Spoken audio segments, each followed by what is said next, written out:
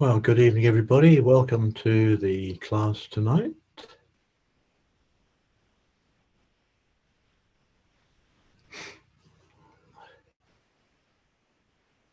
If anybody else is joining us, well, they can do so.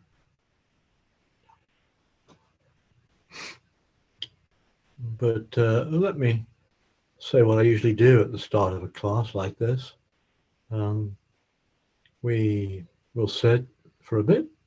I'll try and give a bit of guidance. And then after, think of a number, 20 minutes, something like that, we'll take a little break and I may be able to help a bit more. We'll sit again, perhaps a bit quieter than in the first half. And then at the end, we'll have questions and discussion. But that should not stop anybody from sending a topic for discussion, a question, a problem through in the chat box. I've got the chat box open, and Lavinia, who's managing the IT this evening, will keep an eye on that as well to make sure that I don't miss anything. So if you've got any sort of question at all, do ping it through, and particularly, welcome anybody who says things like, the sound quality is not good or anything like that. I might not be able to help, but it's nice to know. So feel free to do that. And another thing, yes, as I say, after about 20 minutes, 25 minutes, we'll take a mini break. And actually, if anybody is having, a problem that perhaps one could sort of sort out quite easily before we sit again, why don't you send it through in the chat box, and I'll try and deal with it then. That would be a good thing to do. So please use the chat box as you wish at any time. Everybody's on mute at the moment, I hope, but as soon as we get to the end, and it's kind of questions and discussion and all of that, everybody will be able to unmute. I think that's all I need to say before we get down to, I was going to say get down to work, but that's not quite the attitude I want to instill. So this evening, an evening of mindfulness practice, and I want to emphasize, I think this evening, the simplicity of what this is all about. It can make meditation, mindfulness, very complicated, but I don't think it is at all. It's simple. It may not be easy, by the way. It may not be easy, but it's very simple. It's a simple practice of noticing and letting go. Noticing and letting go. I'll say a bit more about this, perhaps, later on, in the break. But I've been noticing what's going on. It's something we do all the time, for goodness sake. This is not anything fancy at all, but it's quite profound. How about that? Quite profound. So mindfulness, in my book, is all about noticing and letting go. And I remember hearing from somebody who was leading the basic Buddhism class, a neat way of talking about meditation, although they didn't think it was about meditation. They just said, go into a room, sit down for 20 minutes, 10 minutes or something. Just go into a room, sit down and see what happens. That's it exactly. Sit and see what happens.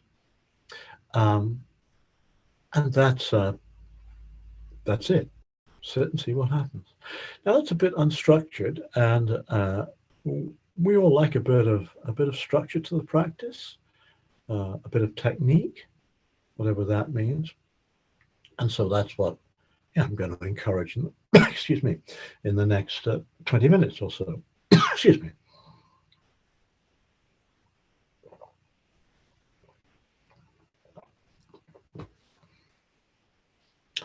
So, compose the body, set the body up, posture, in a way which is conducive to awareness. So it needs to be an alert posture, ideally an alert posture, but that means different things to different people. But also a comfortable posture. A comfortable posture. If we're not comfortable, the only thing that we'll be noticing is the discomfort. And that could put anybody off meditation for life. So a comfortable posture, relax, relax. An alert posture, just notice what's going on. And then everything else is just icing on the cake. So just park our hands out of the way somewhere. Either close the eyes or half close the eyes. Once we've taken in the lovely Buddha Rupa there, it wouldn't do any harm if we just looked at the Buddha Rupa for a while. Ah, that's nice. That's nice. I'll remind us again that Buddha Day is coming up. Now, this is about the time of year when Buddhist groups celebrate the birth, enlightenment, and passing of the Buddha. There's a representation of the Buddha there. That's interesting. But on the whole, I suggest closing the eyes, half closing the eyes, and just bringing the attention in to the body. How's the body feel? How's the body feel? Sensations, physical sensations. And then we might notice, how we feel about how the body feels. I'm not encouraging that, but immediately, if I bring my attention to the body, the physicality of the body, opinions inevitably sort of crop up, don't they? You can just notice that tendency. The period of meditation is all about learning, isn't it? It's all about learning. But if we can just bring the attention to simple sensations in the body, the feeling of sitting. What's it like to sit here this evening? And that's shorn of all sorts of opinions, ideally, or ambitions or goals. We're here. We've logged on, done all the difficult stuff. How's the body feel? The feeling of sitting. And I always like to focus initially on sensations that one can't miss. Just the weight of sitting on a cushion or a chair or whatever it is. Can't miss it. And the feet on the floor. Can't miss that. Hands are very sensitive. We've put them somewhere out of the way. And we just notice the hands touching each other, a cushion, our lap. Maybe notice the breathing in the abdomen, in the belly, the waistband, rising, falling. Those of us who've been on the scene for a while will know that that's quite a useful meditation object, the breath in the belly, the rising and falling of the belly as we breathe in and out. Our shoulders, any tension there?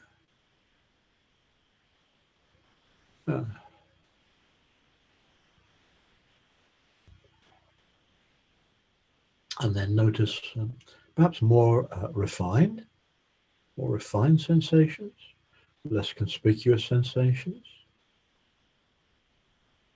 around the face, for example. Lips touching. Jaw, is it easy or is it clamped shut? Just notice.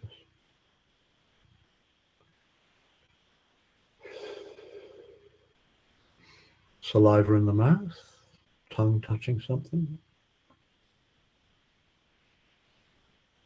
Eyelids, around the eyes, closed, touching, feeling around the eyes, a sensation. And the forehead, no need to struggle too hard with anything.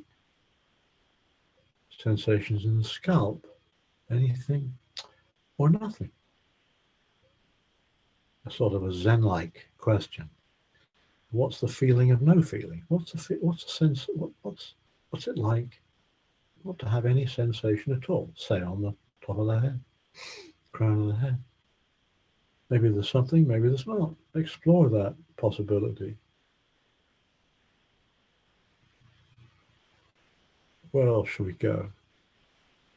Down to the neck and the shoulders. And just check out the arms. I guess most of us are wearing a shirt or something. Notice the warmth of whatever we're wearing. And the arms, the armpits, the elbows, forearms, hands, very sensitive. Back of the hands, palm of the hands, all around the hands, left and right. Up to the top. Check out the shoulders again and the back. If you're sitting against something, you just notice that contact. And down the spine, to the tailbone, sitting, sitting, sitting. Up to the top of the trunk, collarbone, that area across the shoulders, but in the front. Are we a bit hunched? Are we open and easy? And it's not like we should be or shouldn't be. It's just, oh, you know, it's like this tonight.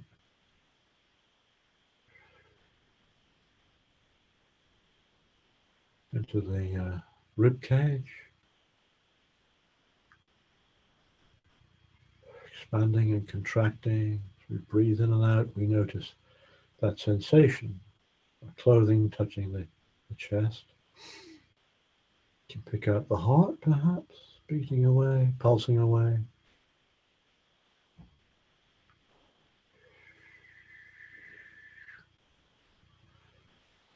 Down to the waistband, feeling of breathing there.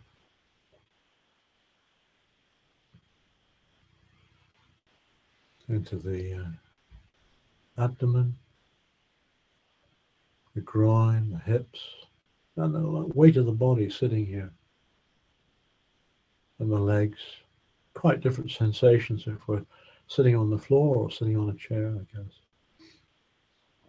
If we're sitting on the floor, just notice the, you know, the stretch over the knees, perhaps, or the touch of the shins on the mat if we're sitting there. And the feet.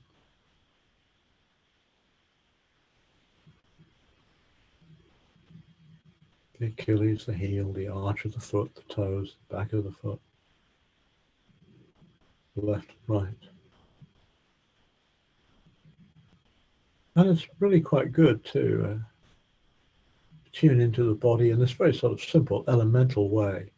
The body feels like this, whether a male or female or whatever our ethnicity, it feels like it does.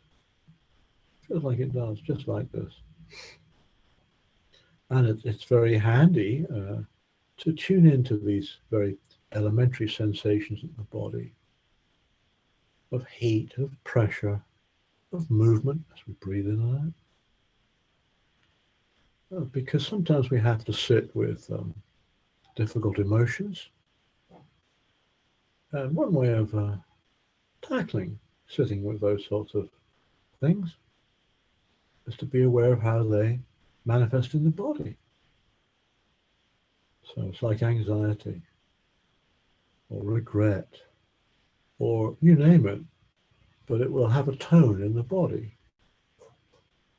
Okay, it's quite useful just to take strong emotions, as it were, out of the head and, you know, how do they feel in the body? So, for example, depression.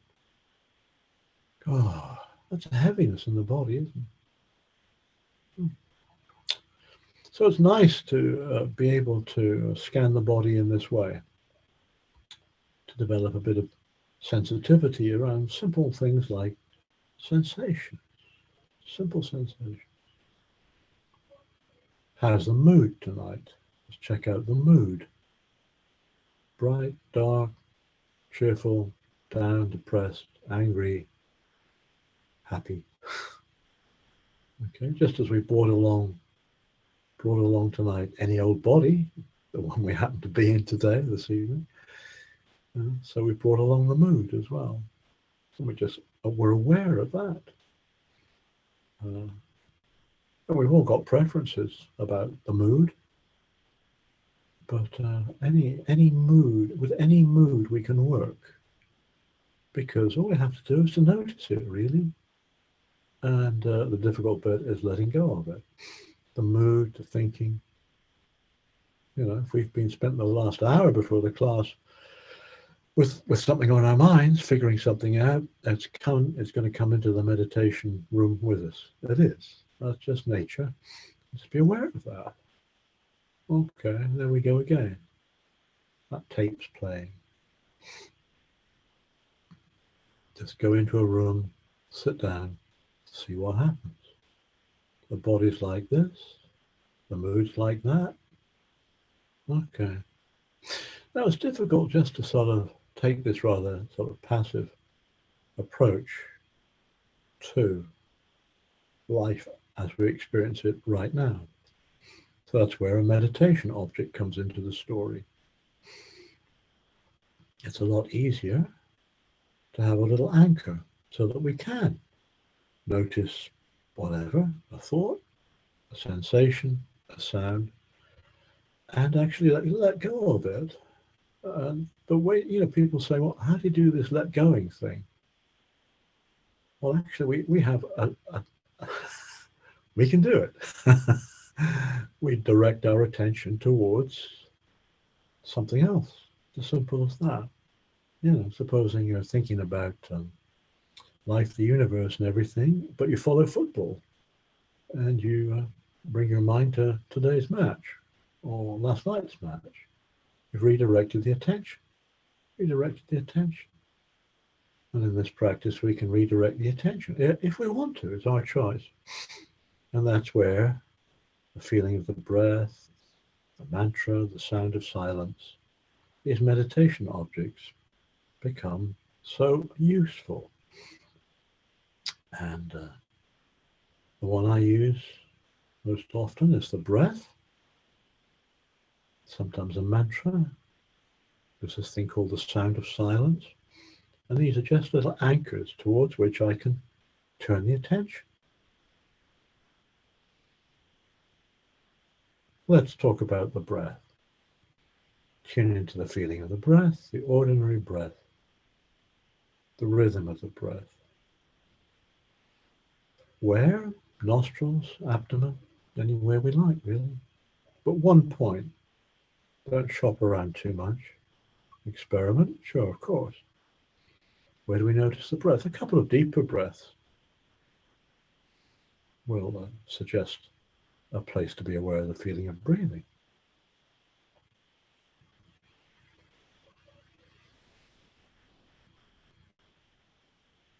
And we can use words if we want to or not. Breathing in and out. In and out. Around the nostrils. Around the abdomen. Rising, falling. Rising, falling. But don't let the words get in the way. I mean, they're just a little steer, a little bit of help. But it's a sensation. It's physical, isn't it? Just a sensation of the breath. There's a handy anchor. And it's, unlike what? Unlike a bit of knee pain or hip pain or whatever, the breath is usually quite neutral. Quite neutral. The body knows how to breathe pretty well most of the time. And our job is to be aware of the fact that it's always there and that we can direct our attention towards it if we want to. Or we can get lost in thoughts. It's our decision. So the body is feeling as it does. The mood is the way we brought it here. By the way, just a great thing to do at the end of a period of meditation is just to check out the mood. Does it feel the same as when we began? Stronger, weaker, a complete change in mood. Just notice how unstable the mood is. Breathing in and out.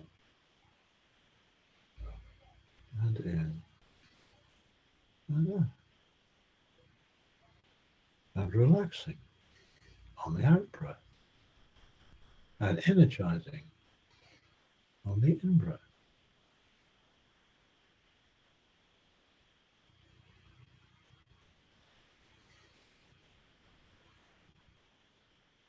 And the attention will wander. And that's no more a fault, than the heart beating, for example.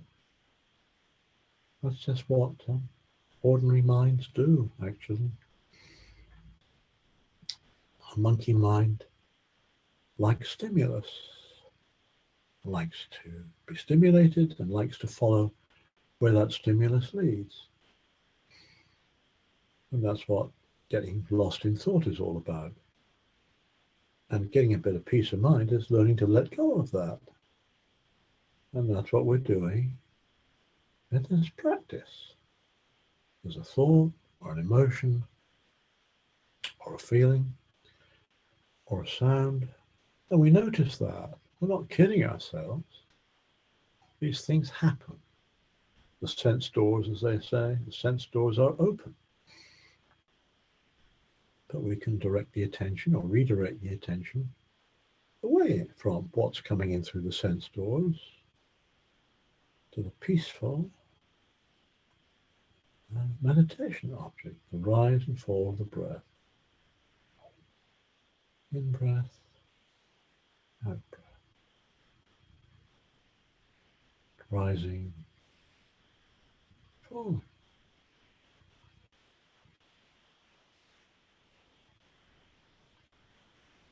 Very peaceful, very tranquilizing, potentially.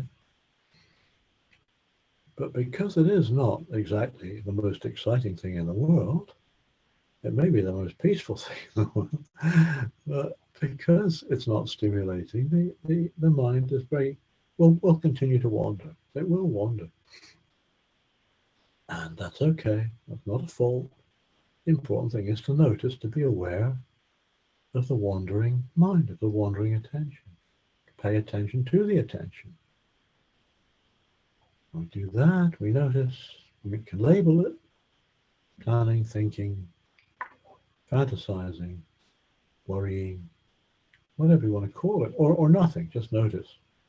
Wandering mind, thinking, and then deliberately point the attention back to the feeling of the next in-breath, or the feeling of the next out-breath.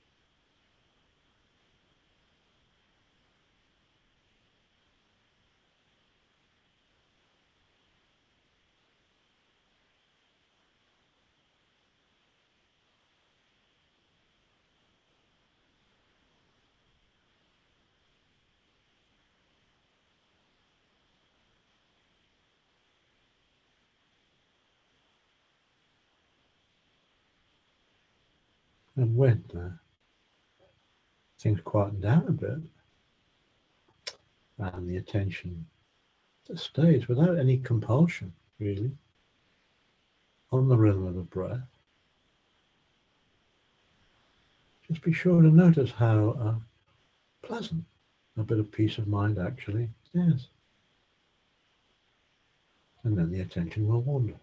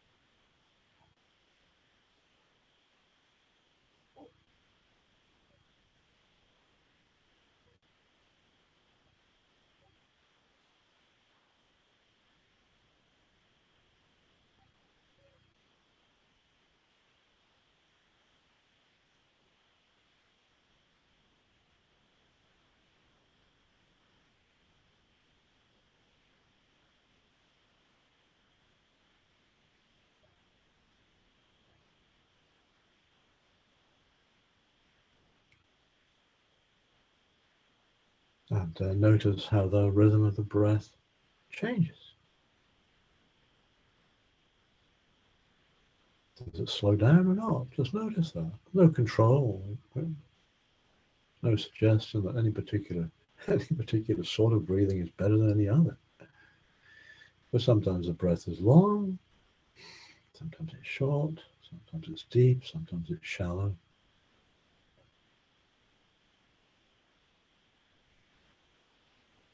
And just enough effort, make just enough effort to follow each breath. Ideally, the beginning of an in-breath, all the way through, the end of an in-breath, a little pause perhaps, out-breath begins, and then, bit of a pause. And just don't give in to any analysis. Why is this happening? Be aware of it. Just notice these changes in the breathing.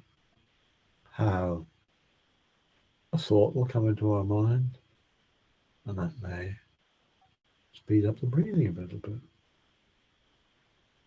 And then it'll slow down.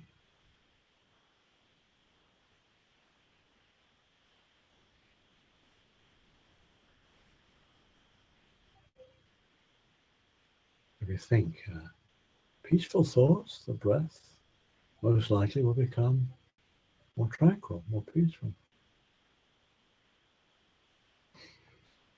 And above all,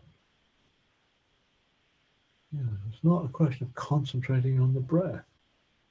So important.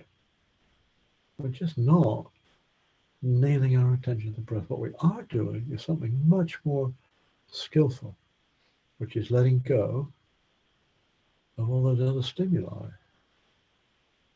So the meditation object, the breath, the sound of silence, the mantra, whatever we're using, this becomes the default position. It's like relaxing and letting go back to the next in-breath or the next out-breath.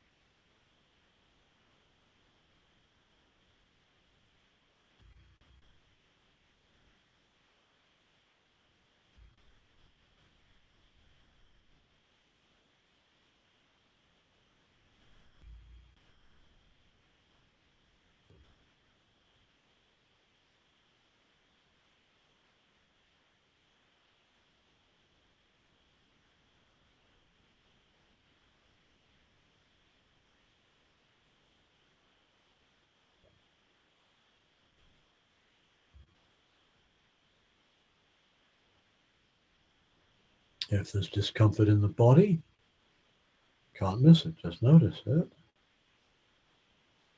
And then be aware of how the mind reacts to a bit of discomfort. And if we need to adjust our posture, just do it carefully. It's quite okay to do that.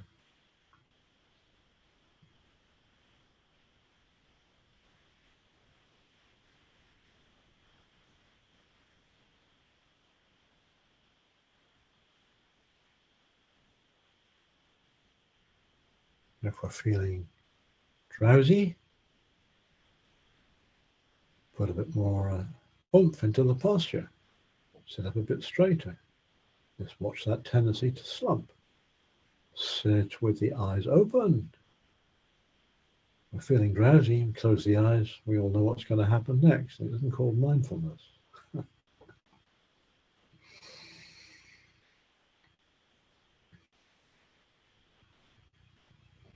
Maybe don't even use the breath as the meditation object.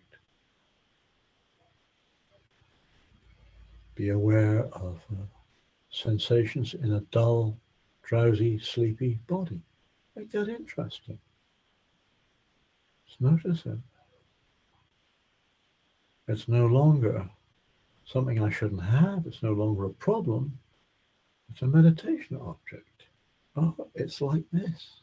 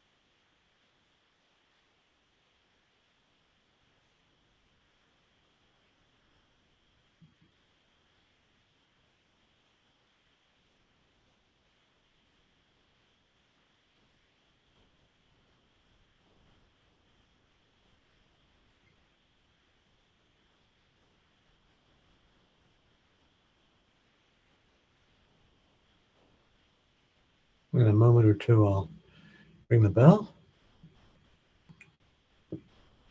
And if we're sitting with the eyes closed, open the eyes, but just be aware of the feeling of light coming into the eye, the feeling of seeing.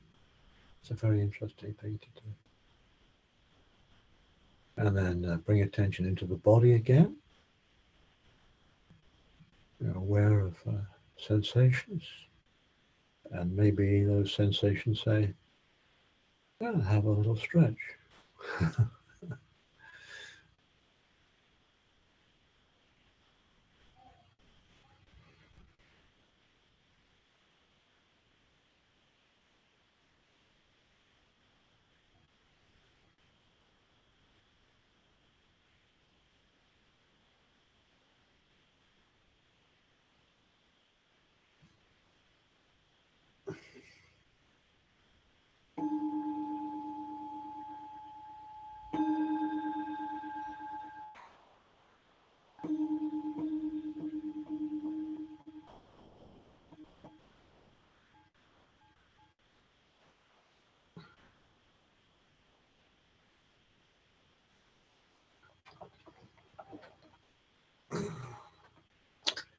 So do take this opportunity to shift around.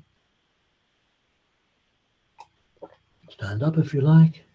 I'm just looking in the chat box. Nobody sent anything through. That's open all the time. And I'm happy to address any, quote, urgent issues right now.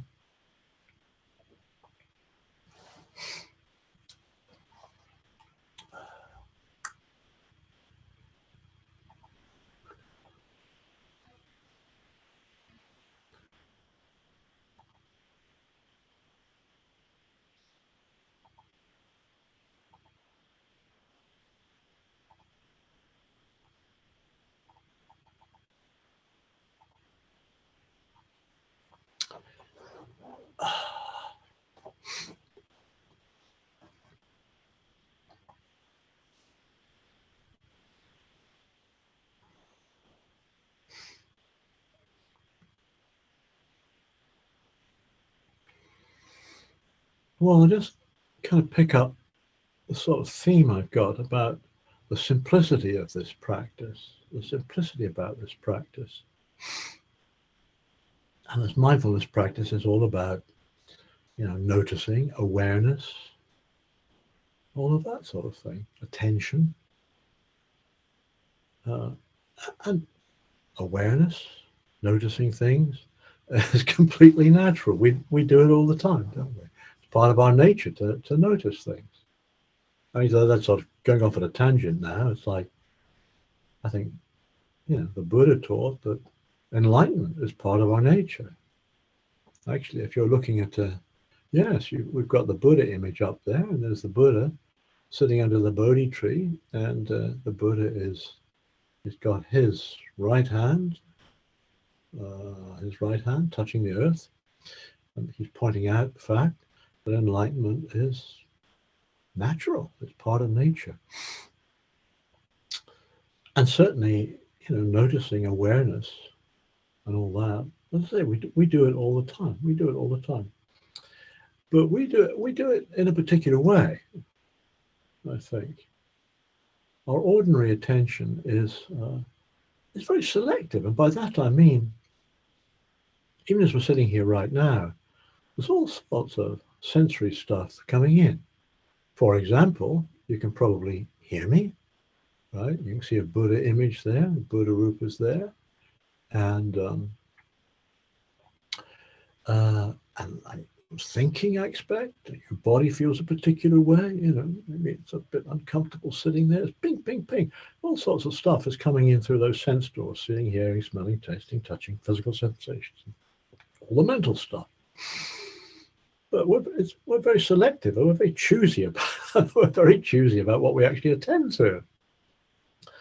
And that's interesting in itself to think about why that is, but we are not overwhelmed by non-stop sensory stuff coming in. We're selective. That's interesting in itself. So obviously we edit what comes in. We edit sensations. We edit what we see. And everybody does it in a different way. We all perceive things actually in a different way. Even colors, all these experiments we see. Is it blue? Is it green? People see things differently. We're selective. And that's all part of our programming, let's say that. And so we're a bit selective, but we're also reactive as well, aren't we? So immediately something comes into the mind, and there's this sort of subconscious, almost it's like magnetic attraction or repulsion. Yeah, going towards it, against it, attraction, repulsion.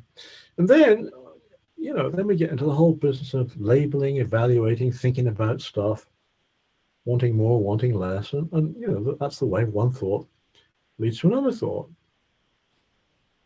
And we're programmed in this particular way. This is our this is what we mean by an autopilot. This is the way we do things.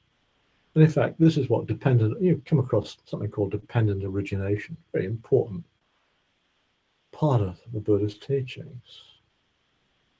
How the way our experience depends on all sorts of things. So we're programmed to notice particular things in a particular way and to react to them in a particular way. That's the autopilot. It's the dependent origination, which is part of our setup at the moment. Well, we don't have to do that. That's the point. We don't have to do that. And the alternative is not just kind of ordinary awareness, but what you might call mindful awareness, mindfully noticing, what some people talk about as bare attention, just noticing a sound, just noticing a sensation in the body, just noticing that thought, just noticing it and leaving it there. Just noticing. That's difficult. That is difficult. All right? So noticing and letting go, bare attention, is what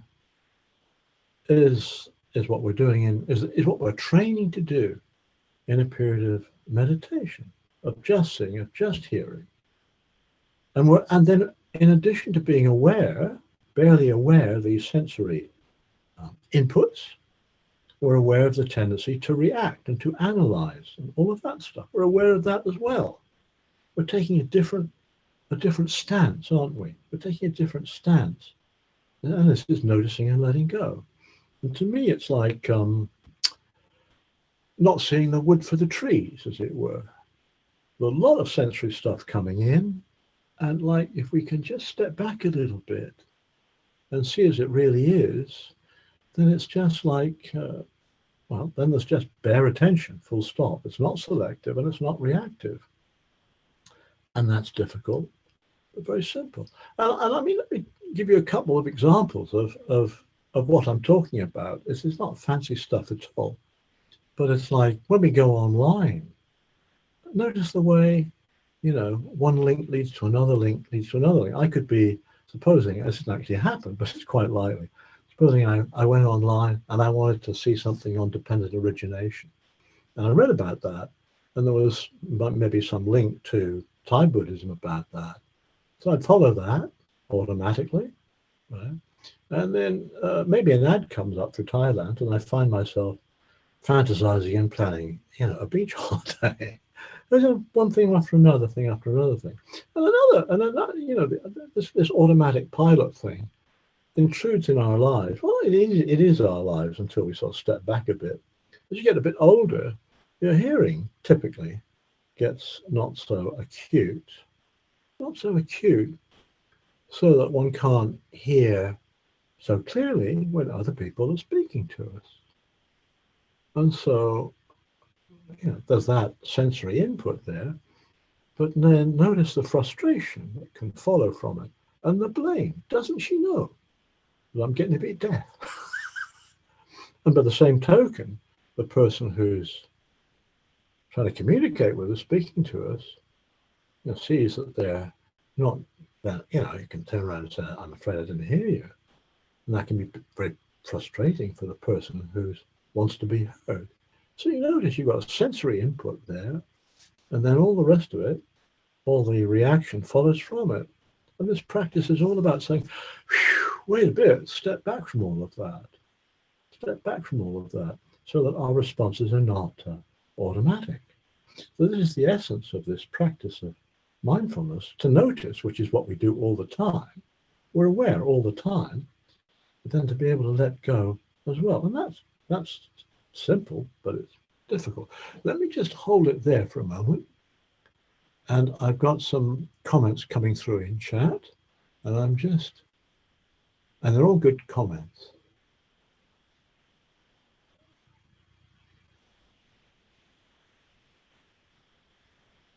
And I'll come back to them at the end. So good comments, and feel free to send some more through. Or we could just sit here and bring attention back into the body, recompose the posture, sweep the body perhaps. The shoulders got a bit tense.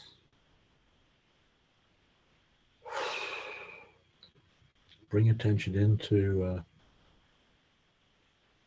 the breath, the meditation of.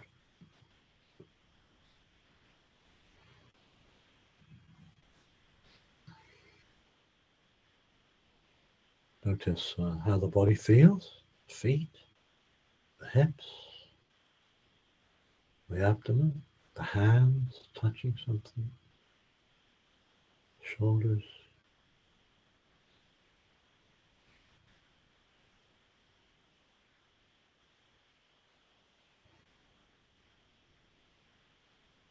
And then picking up our meditation object. There's the breath. There's the mantra. It can be Buddho, Buddho, Buddho. May I be well, may others be well.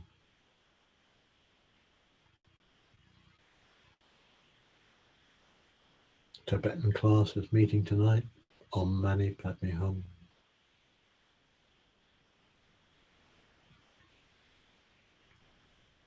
tuning into the sound of silence, just as it's possible to be aware of no feeling, of no sensation, so it's possible to be aware when there is no external sound. Use that as our meditation object, as our little anchor, our default position.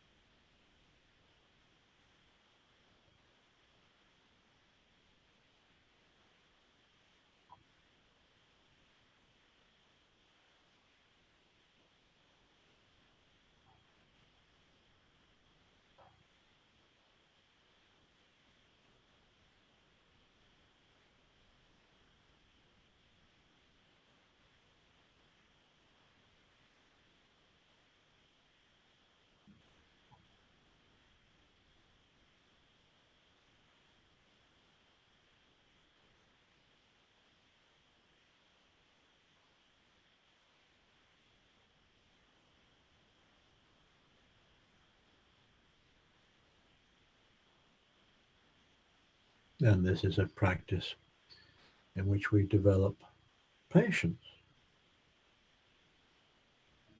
Because the mind will wander, not a fault, it's part of our programming. And we're rewriting the program actually when we learn to let go. We notice what's going on. Let go. This is very clever. A very clever practice because we understand what's going on. And then in that very understanding, there's a correction, as it were. Well, we can let go. We can rewrite the program. This is mind changing.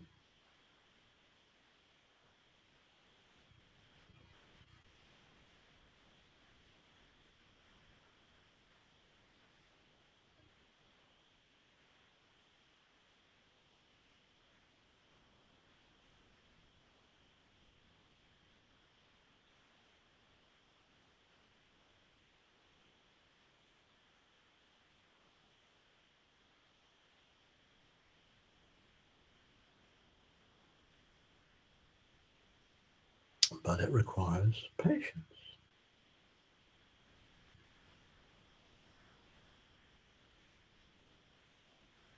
So we become aware of impatience. And we notice that. And we let go of that by redirecting the attention towards our meditation object.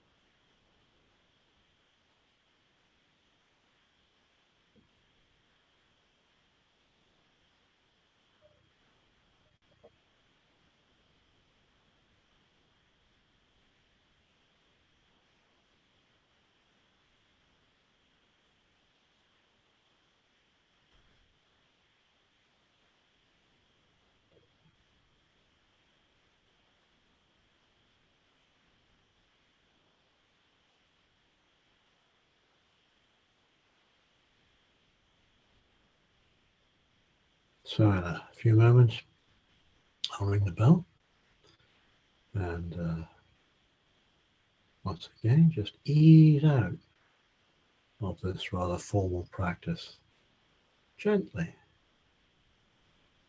keeping the awareness going. Let's be aware of the intention to change posture, for example. What's it like to open the eyes? How's the mood changed over the past few minutes?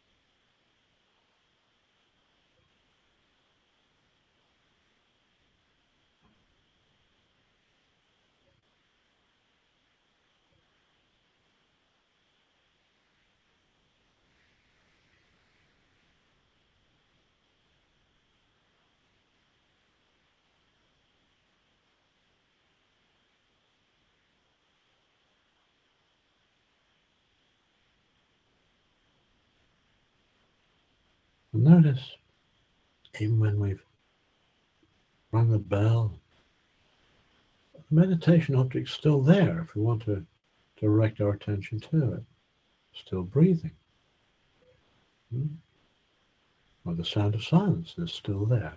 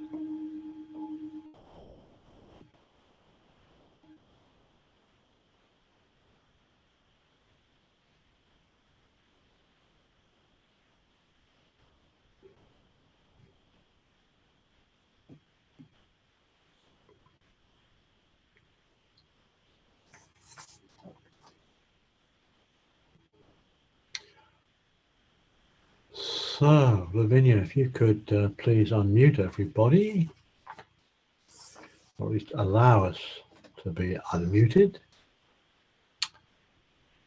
And before I forget, I just should remind you that about this time of year, most Buddhists, wherever they are, celebrate Buddha Day, the birth, enlightenment, and passing away of the historical Buddha. And the Buddhist Society is having a celebration this coming Saturday at 3 p.m. UK time. And I think the Venerable Sila Wimala, who's a senior Sri Lankan monk, will be kind of leading proceedings on that on Saturday. But as I say, Buddhist groups and all of that, whatever the tradition, celebrating Buddha Day, Wesak, around this weekend. Amravati, for example. Amravati, for example, is celebrating Buddha Day on Sunday, and Ajahn Sumedho will be giving a talk then, I'm sure. Somewhere else one can look. So let's just have a little look at any questions that have come through in the chat box.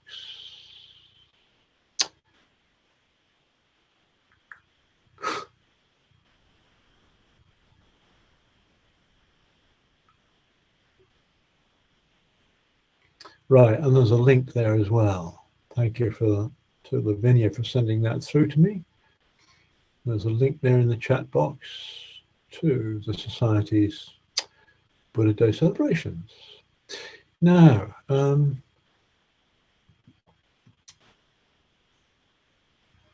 yeah. So somebody says it's easy to let random thoughts go, but much more difficult to get rid of. I like the phrase, problems that need fixing. Problems that need fixing, that's interesting. And then the question says, I suppose it's got something to do with getting rid of that sense of I. Oh, I don't know about that. I mean, if we did get rid of that sense of I, these sorts of things wouldn't be so pressing. But it's, it's like, obviously some things that come to mind are of more significance than others. Dilemmas and problems that need fixing. The question is, when we're sitting in meditation, they just have the status of any other thought. They can be fixed, when we stop meditating, as it were. Although when we do, we might have a different perspective on them because we've perhaps, hopefully, got a bit of clarity around what's going on in our minds. Things are easier to fix, problems are easier to solve. In my experience, problems are easier to solve if there's not so much kind of mental clutter there. So, I mean, I'm glad that random thoughts, it's easy to let go of random thoughts. I mean, there again, and maybe this has got something to do with the sense of I. In my experience, one random thought can lead to another random thought. As long as a problem needs fixing, it's just the monkey mind just swings from one juicy random thought to another juicy random thought. But I mean, yes, it's difficult to get rid of things we judge to be more, thoughts we judge to be more important. It is. But the formal, this is where the formal practice comes in. The formal practice comes into the mind, we notice, we let go, and redirect the attention back to the breath. And gradually, there's less, if you like, background clutter in the mind. It becomes easier to back off. And then to make perhaps a more calmer, more coherent opinion, after the event, afterwards. There's a question about letting go.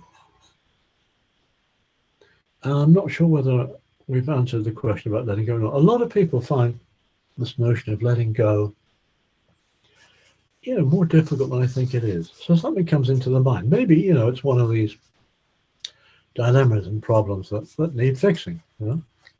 So it comes into the mind, and what do we do then? I just picked up, my bell sits on this meditation cushion. Here it is. And so I can do various things with it. I look at this and it's like, I could say, this is really just the most beautiful thing in the world. Let's have a good look at it. It feels nice. I really like this. And I wouldn't mind a few more of them. Or I could say, or this could be something that needs fixing. There's a little problem, a little white blob there. Maybe I should do something about that and pick at it a bit. Or so in other words, one approach to something that comes into the mind is to latch onto it. Right? Where did this come from? Where did I get it from? How many years ago? Looks a bit Tibetan, doesn't it? There's that sort of thing. So you kind of grasp onto it. Another way of responding, perhaps not with this. Well, let's pretend it is. Supposing this is the last thing on earth that I want. Supposing I don't like the colours. What are they? Orange, red, yellow, that sort of colour. But I really don't like these colours. It really turns me off. Where did I get this thing from? It's just another bit of clutter around the house. And I chuck it away. Chuck it away. So I hang on to it, or I chuck it away. And if I hang on to it, and it's just obsessive thinking about this, and if I chuck it away, well, we all know when this is called like repressing stuff, isn't it? It bounces back. If I threw this away, it's like there's a rubber wall over there. Right, it's coming bouncing back, normally maybe twice as strongly at some other occasion. So letting go, no, it's not attaching, and it's not rejecting in that forcible way at all. It's more like letting go. I'm not chucking it down. I'm just letting go of the grip of it. And that's what letting go means. It's like, as I say, I often think in terms of mental muscle. I think this is probably nonsense, but never mind that. I often think there's a mental muscle up there which hangs on to things, you know, it hangs on to things. And it's more like, relax. That's why the relaxation aspect of meditation, alert, relaxed posture, I think is so important. You know, when I let go, I relax that muscle in the hand. And I think it's the same with this mental muscle. But you have to learn to do it. You know, it's instinctive to hang on to something. It's instinctive to chuck it away if you don't like it. You've got to learn to relax. Relax. And so that's what this practice is all about, is learning to let go in this rather clever way of giving us a meditation object to which we voluntarily and deliberately redirect our attention. When we do, we have to let go. And that's the sort of the theory and practice of letting go. And it's about freedom, isn't it? It's about freedom from getting trapped in what's going on in our heads, our thoughts, our minds, and all the rest of it. Now, it doesn't mean that we're sort of zombies. It doesn't mean, to go back to the previous question, that we can't return to this thing which we'll call a problem, whatever it happens to be, this thing that needs fixing, you know, after the event. But I'm going to approach it now in a more relaxed, open-minded attitude, a calmer, a more tranquil attitude. I might actually make a better decision as a result of what I've been practicing, you know, this evening. I hope that helps. Are there any more questions? Everybody who wants to be unmuted can indeed be unmuted. And if you're unmuted, you can ask a real life question in the normal real life sort of way. I can't, by the way, I can't see everybody on the screen, so I can't tell, you know, if anybody's waving their hand or anything like that. So you've just got to not be shy. Just speak to me. Or send a message here in the chat box. Any questions? Anything to discuss at all?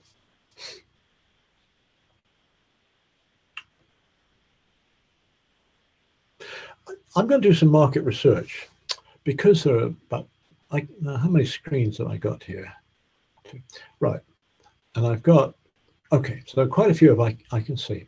How many people, this is an absolutely serious question. I would like to know how many people would come to the Buddhist Society, 58 Eccleston Square, behind Victoria Station, if this was face to face.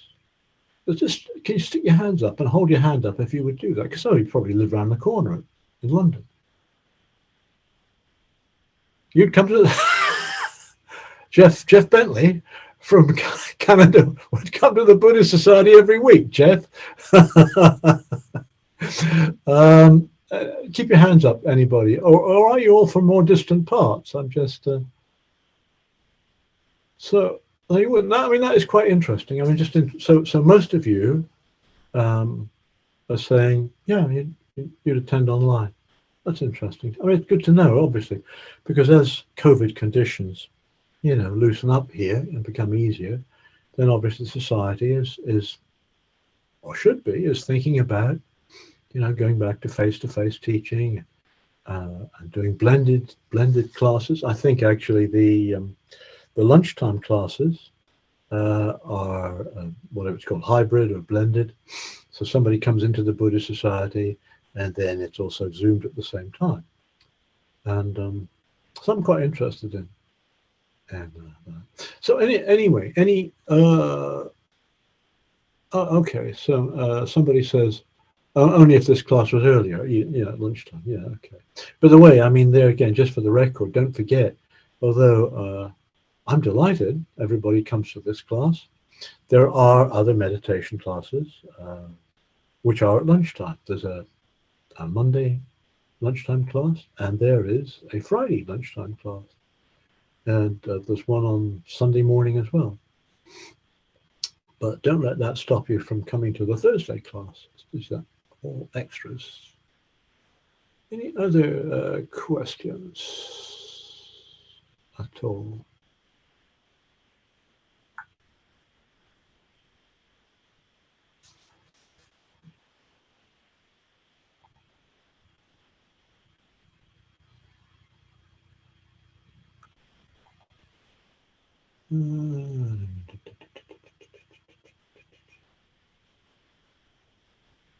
So yes, there was questions about letting go.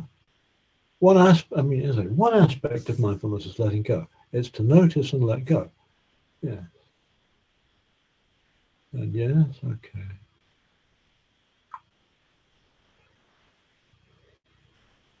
And that to me is it's this ability to be fully aware of what's going on in the mind, but not to be trapped by it, which is, if you like, from a therapeutic point of view, one of the most important reasons for doing this practice, to get a bit of peace of mind, to be able to lay down this, problem or whatever, this thing that needs fixing, for just long enough to get a bit of peace of mind, and then returning to it in due course. And that's extremely helpful. I find that extremely helpful. And it's one of the reasons why not just Buddhists, but all manner of people turn to different forms of meditation.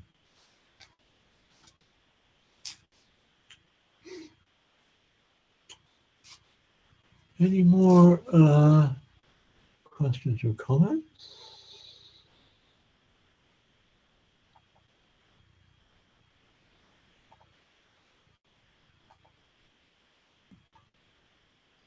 Hi, Colin. It's Leslie. Hello.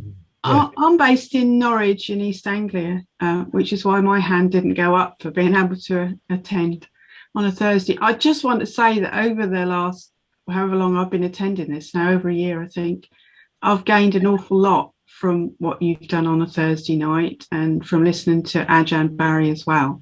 And I'm really grateful to the Buddhist Society for actually putting this on.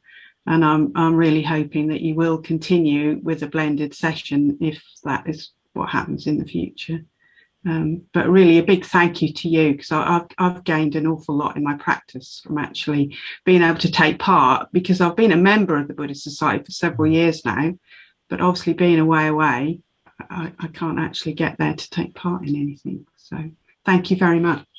Well, thank you for your comments. I mean, I'm sure you're not the only person who has got something out of this.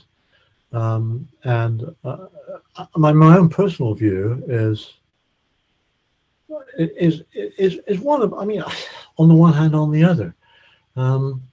So some people actually benefit, or say they or feel they benefit from getting together in a physical group. I quite understand that. And it's a question of really to what extent, 20 of us or however many there are today, we feel we're members of a group and we get the same, I don't know what it is, emotional buzz or whatever from meeting online as we do face to face. In my experience, you see, when we did the class, this is before COVID and all that, I'd go into the society and have the class. And tonight, there were, I don't know, over 20 people, I think, here at the beginning, which actually is down a little bit on what it often is on a Thursday evening, but it's a heck of a lot more than it would be if we were meeting in London regularly.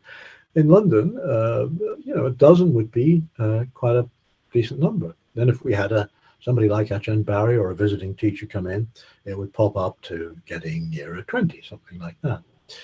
But without any doubt, many, many more people, can benefit from not just from this class, but from the other courses and whatnot that the Buddhist Society puts on, doing it by doing it online. And there's, I'm not part of the high command at the Buddhist Society, but they're well aware of that the Buddhist Society has got considerable reach as a result of doing things online. And it's very interesting how the virus has had this effect. So it's like it's not all bad news, quite clearly, from the point of view of transmitting the Dharma. And the same thing has happened at Amaravati. During the winter retreat, I'm one of a rota that does their Saturday afternoon meditation workshop. And before the virus, you go up there, and there would probably be 40 people there pretty regularly. And then the last time I taught it, I led the class, which was back in March. There were probably 70 or 80 people there. And with Amaravati, you'd get people zooming in from all over the place. I remember, somebody pretty regularly coming from Russia, somebody coming from, was it Norway or Sweden? And then going west, you'd get people from California and from places in New York. I just think that's absolutely tremendous. So, it's kind of a difficult decision for outfits like the Buddhist Society what to do. Buddhist Society obviously wants people to walk into the building and take advantage of what the Buddhist's got on offer there. Equally, everybody knows that something like this class, for example, has much more reach, if it's online. And so I think they're doing the sensible thing, which is experimenting. So the lunchtime classes, the Monday and Friday, and tomorrow's Friday. I mean, you can see what you can log on if you like and see what happens. But so they're experimenting with sort of hybrid and blended teaching. And I say from their point of view, the interesting thing is if they do that, how many people attend in person? So it's interesting. So that's the way it is at the moment. And as far as this class goes, I'm absolutely sure that during the rest of the summer period, the summer term, we'll be continuing to do it on Zoom, by Zoom. So that's for sure. And then looking, by the way, the other advantage of that is from not just from my point of view, but in general, you say, is Leslie, you mentioned Ajahn Barry. Well, I don't know if you know this, but Ajahn Barry is zooming in from Spain. He lives in southern part of Spain. Now, there's no way he's going to come to the Buddhist Society, even once a month to teach face to face. That's not going to happen. So he's in Spain. And then at the end of June, there's a monk I've known for quite a long time, Bhante Bodhidharma. And he, once upon a time when he was living in or near London, he would come physically to the Buddhist Society. And that was just a delight. But now he's got his place out on the Welsh border. And that's where he is. So he's going to be zooming in on I think it's the 30th of June from his little monastery, his Buddhist center there. So it's much easier, it's impossible really to get people from way away to come and teach. And so there are these distinct advantages of keeping going like this. Somebody else has sent something through. I prefer online blunt because I don't necessarily want to travel. Yeah. Good point. From Elizabeth Dobson, saying again, for evening. This is a good point. Evening sessions, because even if you live, she's not saying this, but even if you live, a few tube stops away in London, it's dark. You don't necessarily want to go home in the dark. I quite understand that. No. Any more thoughts, questions, comments? Well, don't forget Buddha Day on Saturday. And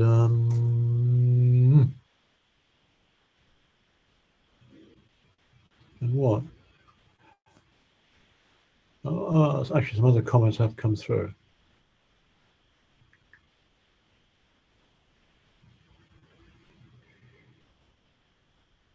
Yeah, good. Well, look, I'm great to see you at the class tonight, and I'm glad some of you certainly say that these classes haven't been very useful over the period of the COVID problem. That's absolutely great. And from my point of view, long may they continue. But it's 8 o'clock now, and I'm going to wish everybody a very happy week. Take care, and I hope to see you in a week's time. Bye-bye.